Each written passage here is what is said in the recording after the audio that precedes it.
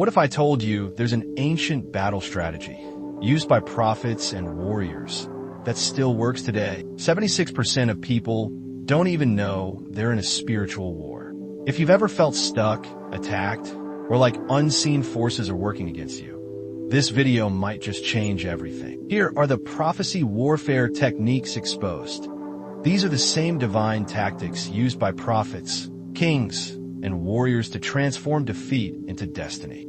Today, I'm showing you how to use them right now. From the biblical David to Viking legends, prophecy warfare isn't about predicting the future. It's about shaping it. Remember this. Warring with prophecy equals fighting with divine strategy. But most people get it wrong. That's why they keep losing battles they can't even see. Here are the 3 biggest mistakes people make in spiritual warfare. Number 1, fear-based reactions.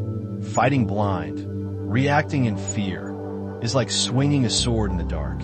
Number 2, misinformation. The internet is full of false prophecies that distract you from real divine strategy. Number 3, overconfidence. Willpower alone won't save you. That's like bringing a knife to a dragon fight. But know and trust on the fact that there's a better way. Ready? Here are the ancient techniques for modern warfare. First, the prophetic intel strategy, discernment. Sun Tzu said, "Know your enemy."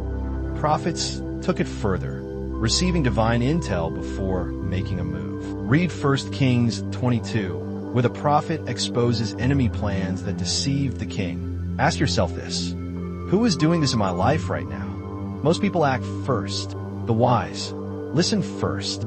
Second, the Elisha fasting protocol, power preparation.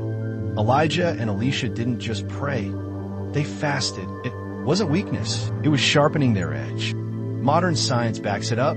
Fasting boosts clarity, focus, and spiritual power. Third, the Jericho prayer maneuver, strategic declarations. Joshua didn't just march around Jericho.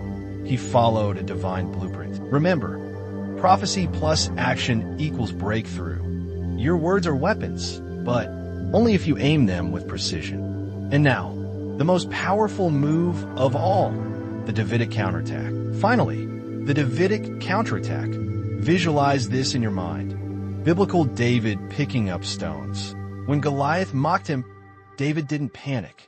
He reframed the entire battle. David screamed, "You come with a sword, but I come in the name of the Lord." That's prophetic warfare right there, turning the enemy's strength into their downfall. People that has used these techniques had done things like shatter a financial curse, break addictions. And now, you can use it too. Prophecy warfare isn't about fear. It's about strategy. Here's your recap. 1. Seek intel, discernment. 2. Prepare with fasting, power. 3. Strike with declarations, precision. Now it's your turn. Will you continue fighting blind? Or would you do it with divine wisdom? Drop across swords in the comments if you're ready to fight smarter. And if you want the full strategies behind ancient wisdom, keep watching the Oracles of Wisdom channel. In the meantime, stay mindful and keep shining.